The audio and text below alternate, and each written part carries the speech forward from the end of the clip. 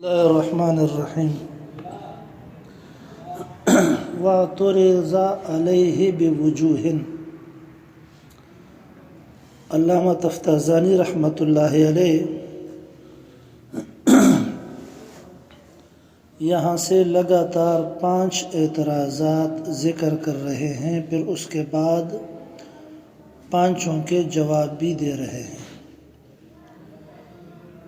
یہ 5 اعتراضات ایک ہی بات پر ہیں،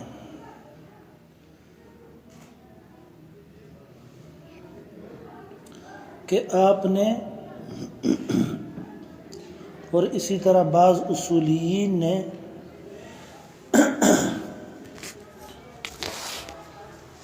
اصول ثلاثہ کو الگ ذکر کیا ہے اور قیاس کو الگ ذکر کیا ہے۔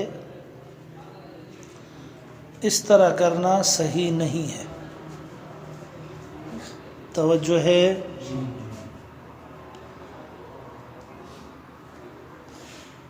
پہلا اعتراض یہ ہے کہ اصل مطلق کا معنی اور کوئی نہیں ہے سوائے اس کے کہ اس پر دوسری چیز کی بنا ہو، دوسری چیز اس پر مبنی ہو۔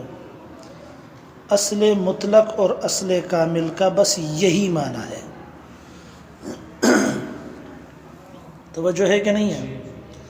اصل کامل اس کو کہا جاتا ہے جس پر دوسری چیز مبنی ہو، جس پر دوسری چیز رکھی ہوئی ہو، جس پر دوسری چیز کا ابتنا ہو۔ پھر آگے برابر بات ہے کہ وہ اصل خود کسی اور چیز کی فرع ہی کیوں نہ ہو، کوئی فرق نہیں پڑتا، اسے پھر بھی اپنی فرع کے لحاظ سے اصل کامل کہا جائے گا۔ آیا مسئلہ سمجھ میں؟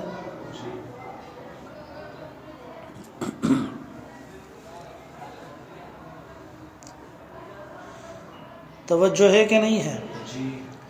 مثال کے طور پر اب اصل ہے ابن کے لیے، یعنی والد اصل ہے بیٹے کے لیے، اور اصل کامل ہے۔ پھر اگرچہ یہ باپ فرع ہے دادا کی، لیکن پھر بھی اس کو کیا کہا جاتا ہے؟ اصل اور اصل کامل کہا جاتا ہے۔ تو بیٹے کے لحاظ سے باپ اصل ہے،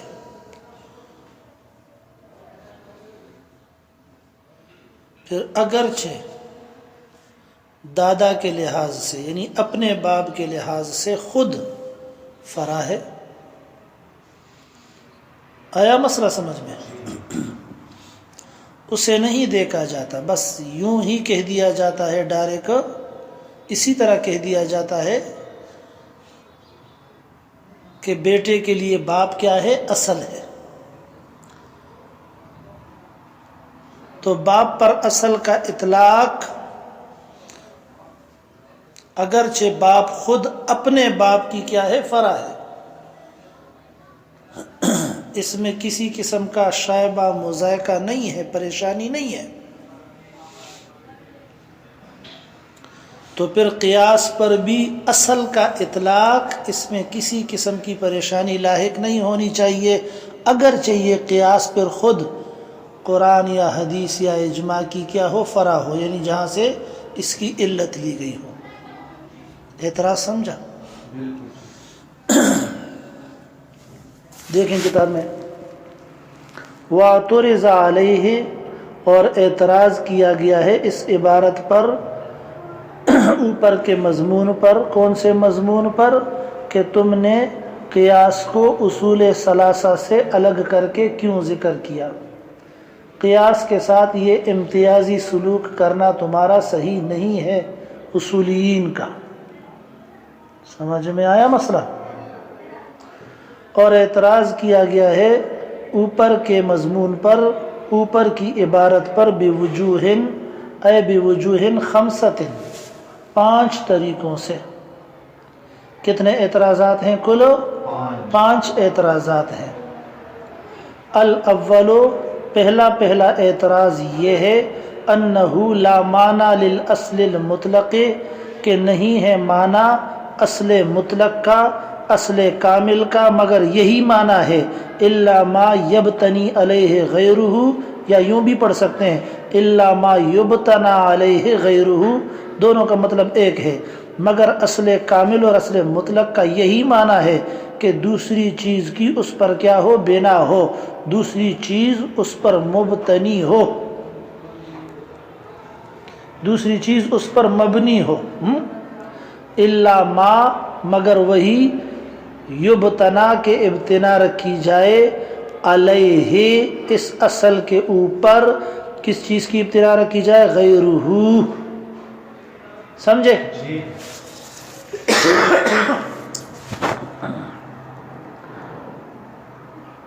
بس اصل کا معنی یہی ہے، اصل کا معنی کہ اس پر دوسری چیز کی کیا ہو؟ بنا ہو، بس۔ سوان پھر برابر بات ہے، کانا فرعا لشیء آخر، کہ وہ فرع ہو کسی اور چیز کی، او لم یکن، یا وہ خود کسی اور چیز کی فرع نہ ہو۔ سمجھ میں آ رہا ہے مسئلہ؟ کانا فرعا لشیء آخر، جس طرح کے قیاس ہے کہ وہ فرع ہے لشیء آخر، صحیح؟ او لم یکن، یا وہ کسی اور چیز کی فرع نہ ہو، سمجھے؟ جس طرح کے قرآن ہے، حدیث ہے، اجماع ہے۔ آیا مسئلہ سمجھ میں؟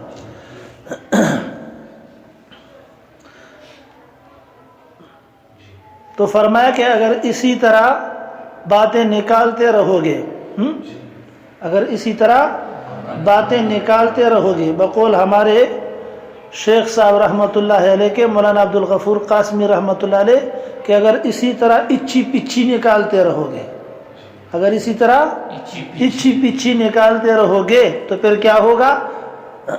پھر اب کے اوپر بھی اصل کا اطلاق نہیں ہوگا، پھر اب کے اوپر بھی اصل کا اطلاق نہیں ہوگا۔ آیا مسئلہ سمجھ میں؟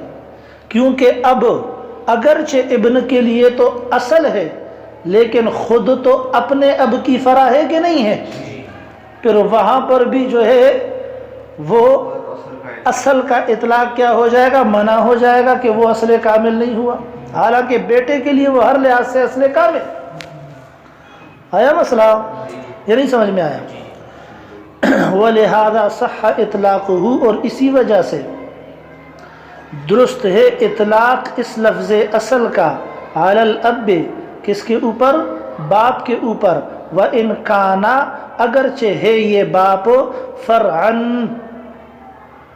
فرع اپنے باپ کی یعنی دادا کی۔ توجہ ہے؟ یہ ہوا پہلا اعتراض، جواب بعد میں دے گا سب کے۔ پڑھو آگے ثانی۔ ان السبب القریب للشیء مع انه سبب عن البعید اولى باطلاق اسم السبب علیہ من البعید وان لم یکن مسببا عن شیء آخر۔ دیکھو کہتے ہیں ایک چیز ہے اس کے 2 سبب ہیں، ایک چیز ہے اس کے کتنے سبب ہیں مولوی صاحب؟ 2 سبب ہیں، ایک سبب قریب ہے اور دوسرا سبب بعید ہے۔ توجہ ہے کہ نہیں ہے؟ تو بہتر کیا ہے کہ آپ اس چیز کے لیے سبب قریب کو سبب بناؤ یا سبب بعید کو سبب بناؤ؟ سبب قریب کو سبب بناؤ، بس۔ توجہ ہے کہ نہیں ہے؟ پھر چاہے یہ سبب قریب اس کا سبب کوئی اور ہو تو ہونے دو، نہیں سمجھ میں آیا؟ چاہے یہ سبب قریب اس کے لیے کوئی اور سبب ہو تو ہونے دو، یعنی وہ مسبب ہو کسی اور سبب کا تو ہونے دو، چاہے وہ سبب بعید اتنا پکا اور پختہ ہی کیوں نہ ہو کہ وہ خود کسی کا مسبب نہ ہو، اس کے لیے کوئی سبب نہ ہو، لیکن پھر بھی سبب قریب زیادہ حقدار ہے اس بات کے کہ اسی کو سبب قرار دیا جائے. سمجھ میں آ رہا ہے مسئلہ؟ بالکل یہی بات یہاں پر ہے کہ قیاس حکم کے لیے، مسئلہ قیاسی کے لیے قیاس سبب قریب ہے. توجہ، حکم قیاسی کے لیے قیاس کیا ہے؟ سبب قریب ہے. قرآن، سنت، اجماع یہ سبب بعید ہیں، کیونکہ وہاں سے علت ضرور آئی ہے لیکن واسطہ کس چیز کا ہے؟ قیاس کا ہے. تو قیاس کیا ہو گیا؟ سبب قریب ہو گیا. قرآن، سنت، اجماع وہ سبب بعید ہو گئے. اگرچہ یہ قیاس مسبب ہے ماقبل کا، اور اگرچہ ماقبل والی تینوں چیزیں وہ کسی کی مسبب نہیں ہیں، یعنی ان کا اور کوئی سبب نہیں بھی ہے، لیکن پھر بھی حکم قیاسی کے لیے ضروری یہ ہے کہ اس کی نسبت ہم کریں تو کس چیز کی طرف کریں؟ قیاس کی طرف کریں. توجہ ہے کہ نہیں؟ کیونکہ حکم قیاسی کے لیے سبب قریب اگر ہے تو وہ کون ہے؟ قیاس ہے. آیا مسئلہ سمجھ میں؟ تو پھر کیا وجہ ہے کہ لفظ اصل کا اطلاق یہاں پر نہیں کیا جا رہا؟ آیا مسئلہ یا نہیں سمجھ میں آیا؟ دیکھیں جی کتاب میں دیکھو. الثانی، دوسرا اعتراض یہ ہے، ان السبب القریب للشیء، کہ سبب قریب کسی چیز کے لیے، جس طرح کہ قیاس کیا ہے؟ سبب قریب ہے. للشیء، کسی چیز کے لیے یعنی حکم کے لیے. السبب القریب سے مراد یہاں پر کیا لیا ہم نے؟ قیاس. الشیء سے مراد کیا لیا؟ سمجھ میں آ رہا ہے مسئلہ؟ ما انہو، ساتھ اس کے کہ یہ خود مسببن، یعنی یہ قیاس خود مسببن عن البعید، یہ مسبب ہے کس چیز سے؟ سبب بعید سے، یعنی اس کا سبب کیا ہے؟ دوسری چیز ہے. سمجھ میں آ رہا ہے؟ اولا باطلاق اسم السبب علیہ من البعید، بہتر ہے کہ اطلاق کیا جائے اسم سبب کا علیہ، اس سبب قریب پر، من البعید بمقابلہ بعید کے، من البعید بمقابلہ بعید کے. سمجھ میں آ رہا ہے مسئلہ؟ وَإِن لَمْ يَكُنْ مُسَبَّبًا عَنْ شَيْءٍ آخَرَ، اگرچہ نہ ہو یہ سبب بعید مسبب کسی اور چیز کا، نہ ہو تو نہ ہو. سمجھ میں آ رہا ہے مسئلہ؟ اس سے کوئی فرق نہیں پڑتا کہ وہ اتنا پکا اور پختہ ہے کہ وہ خود کسی کا مسبب نہیں ہے، یعنی اس کا اوپر کوئی سبب نہیں ہے، اس سے کوئی سروکار ہمیں نہیں ہے. توجہ ہے کہ نہیں ہے؟ لیکن اس حکم کے لیے تو یہی سبب قریب کیا ہے؟ سبب بن رہا ہے نا. اس وجہ سے ایک چیز کے جب دو سبب ہو، ایک سبب قریب ہو دوسرا سبب بعید ہو، تو پھر سبب قریب زیادہ اولا ہے کہ اطلاق لفظ اصل کا اسی سبب قریب پر کیا جائے. بس آسان الفاظ میں خلاصہ کیا نکلا اعتراض کا؟ کہ جب کسی چیز کے لیے دو سبب ہوں، ایک سبب کیا ہو مولوی صاحب؟ قریب ہو، دوسرا سبب کیا ہو؟ بعید ہو، تو پھر اطلاق لفظ اصل کا وہ سبب قریب کے لیے زیادہ مناسب ہے یا بعید کے لیے؟ قریب کے لیے. پھر یہ نہیں دیکھنا چاہیے کہ یہ سبب کسی اور چیز کا مسبب ہے یا نہیں ہے، ہو یا نہ ہو، اس سے کوئی فرق نہیں پڑتا. اس حکم کے لیے اصل یہی ہے. توجہ ہے؟ پڑھو الثالث، تیسرا اعتراض.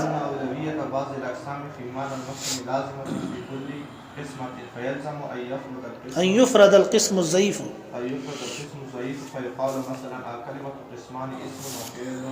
والقسم الثالث هو الحرف. تیسرا اعتراض یہ ہے کہ ایک مقسم ہوتا ہے، توجہ، ایک مقسم ہوتا ہے، اس کے تحت میں کچھ اقسام ہوتی ہیں. اس کی کچھ اقسام ایسی ہوتی ہیں کہ جن میں اولویت ہوتی ہے، کچھ اقسام ایسی ہوتی ہیں جن میں اضعفیت ہوتی ہے۔ سمجھ میں آ رہا ہے مسئلہ؟ باعتبار اس کے کہ یہ سب کی سب قسمیں ایک ہی مقسم کی ہیں، اس اعتبار سے سب برابر ہوتی ہیں۔ آیا مسئلہ سمجھ میں؟ اس اعتبار سے سب کیا ہوتی ہیں؟ اگرچہ بعض اقسام میں کیا ہو، قوت زیادہ ہو، اولویت زیادہ ہو، شدت ہو ان میں۔ سمجھ میں آ رہا ہے مسئلہ؟ اور بعض اقسام کے اندر کیا ہو، اضعفیت اور کمزوری ہو، لیکن ایک مقسم کے افراد ہوتے ہیں تو وہ سب اکٹھے ذکر کیے جاتے ہیں، الگ الگ ان کو ذکر۔ مثال کے طور پر کلمے کی تقسیم ہوئی 3 قسموں کی طرف، اسم، فعل، حرف، صحیح ہے؟ توجہ کرنا، اب یہاں پر اسم اور فعل کے اوپر کلمہ ہونے کا معنی اولویت اور اشدیت کے ساتھ غالب آ رہا ہے، توجہ ہے کہ نہیں ہے؟ لیکن حرف کے اوپر، حرف اس مقسم کے اندر کمزور ہے بنسبت کس کے؟ اسم اور فعل کے۔ کیوں کمزور ہے؟ کیونکہ اس میں استقلال نہیں ہے۔ کیا توجہ ہے کہ نہیں ہے؟ لیکن پھر بھی جب ہم ذکر کرتے ہیں اقسام کلمے کی تو یوں کہتے ہیں کہ کلمے کی 3 قسمیں ہیں، اسم ہے، فعل ہے اور حرف ہے۔ تو جو کمزور قسم ہے اسے بھی کیا کر دیتے ہیں؟ ذکر کر دیتے ہیں، ایک ہی مقسم کے تحت میں، اگرچہ اس میں اضعفیت موجود ہے، اگرچہ اس کے 2 ساتھیوں کے اندر یعنی اسم اور فعل کے اندر اولویت موجود ہے، پھر بھی ہم ایک ساتھ سب کو ذکر کر دیتے ہیں۔ یوں نہیں کہتے ہیں الکلمۃ قسمان اسم و فعل والقسم الثالث هو الحرف، اس طرح نہیں کہتے۔ توجہ ہے کہ نہیں ہے؟ جب وہاں اس طرح نہیں کہتے ہیں، اجماع کے خلاف ہے، توجہ ہے کہ نہیں ہے؟ تو پھر یہاں پر بھی اس طرح نہیں کہنا چاہیے، یہاں پر بھی اس طرح نہیں کہنا چاہیے کہ اصول فقہ کے 3 ہیں، قرآن ہے، حدیث ہے، اجماع ہے، پھر اس کے بعد کہیں والاصل الرابع القیاس المستنبط من هذه الاصول الثلاثه، اس طرح یہاں بھی نہیں کہنا چاہیے۔ جس طرح وہاں پر حرف کو الگ کرنا صحیح نہیں ہے، اسی طرح یہاں پر قیاس کو الگ کرنا بھی صحیح نہیں۔ بس خلاصہ ہے۔ نہیں سمجھ میں آیا مولی صاحب؟ دیکھو کتاب میں الثالث، تیسرا اعتراض یہ ہے ان اولویت بعض الاقسام، کہ اولا ہونا بعض اقسام کا، فی معنی المقسم، ایک مقسم کے معنی کے اندر، لازمتن، یہ کیا ہے مولی صاحب؟ لازم ہے، فی کل قسمت، ہر تقسیم میں، فی کل قسمت، ہر تقسیم میں۔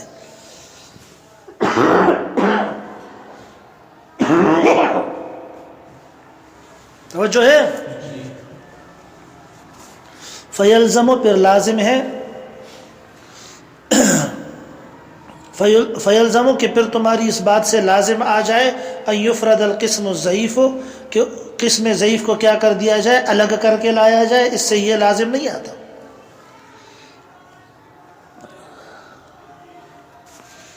سمجھ میں آ رہا ہے؟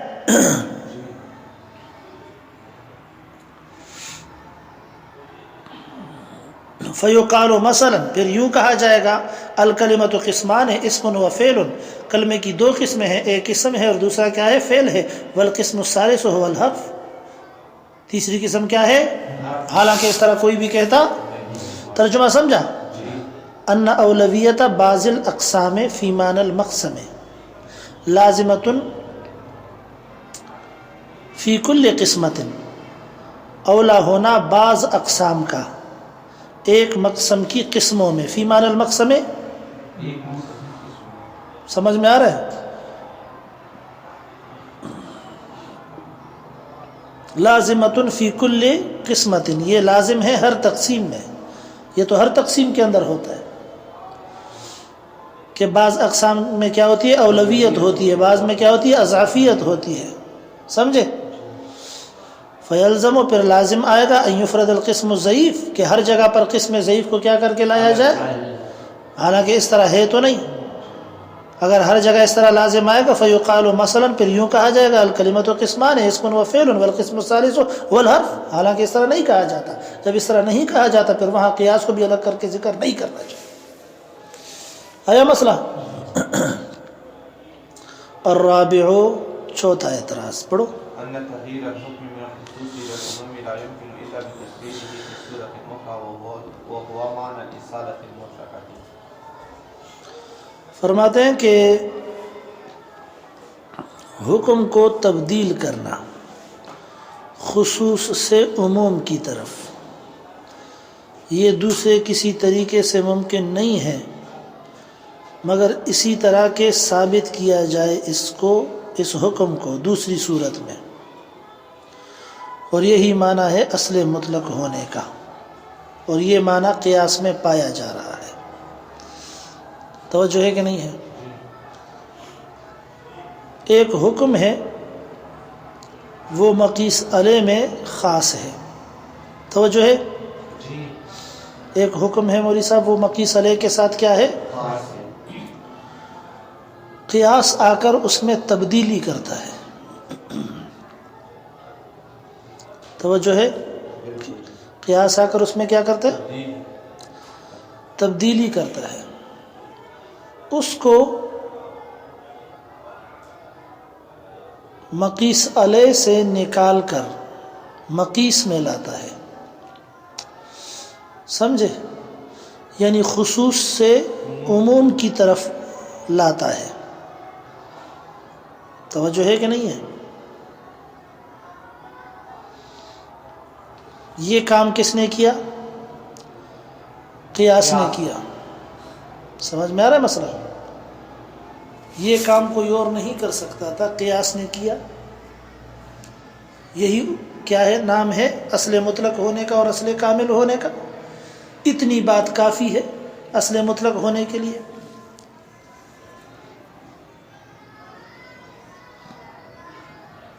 آیا مسئلہ؟ پتہ نہیں سمجھا کہ نہیں سمجھا؟ الرابع، چوتھا اعتراض یہ ہے ان تغییر الحکم، کہ بدلنا حکم کا، من الخصوص، خصوص سے، الی العموم، عموم کی طرف۔ خصوص کہاں تھا؟ مقیس علیہ کے ساتھ جب یہ حکم خاص تھا۔ الی العموم، عموم کب پیدا ہوا؟ جب قیاس نے علت کے اشتراک کی وجہ سے حکم کا اشتراک لگایا اور حکم کو مقیس علیہ کے بعد مقیس میں بھی کیا کر دیا، ثابت کر دیا، تو عموم ہو گیا۔ اب جہاں جہاں مقیس علیہ والی علت پائی جائے گی وہاں وہاں مقیس علیہ والا حکم فرع میں بھی لگایا جائے گا۔ یہ کام کس نے کیا؟ قیاس نے کیا۔ یہی بات اصل مطلق اور اصل کامل ہونے کے لیے کافی ہے۔ تو پھر کیا وجہ ہے کہ قیاس کے ساتھ آپ لوگ زیادتی کرتے ہو اور اصول ثلاثہ کے ساتھ اس کو ذکر نہیں کرتے ہو، الگ کر کے ذکر کرتے ہو؟ آیا مسئلہ سمجھ میں؟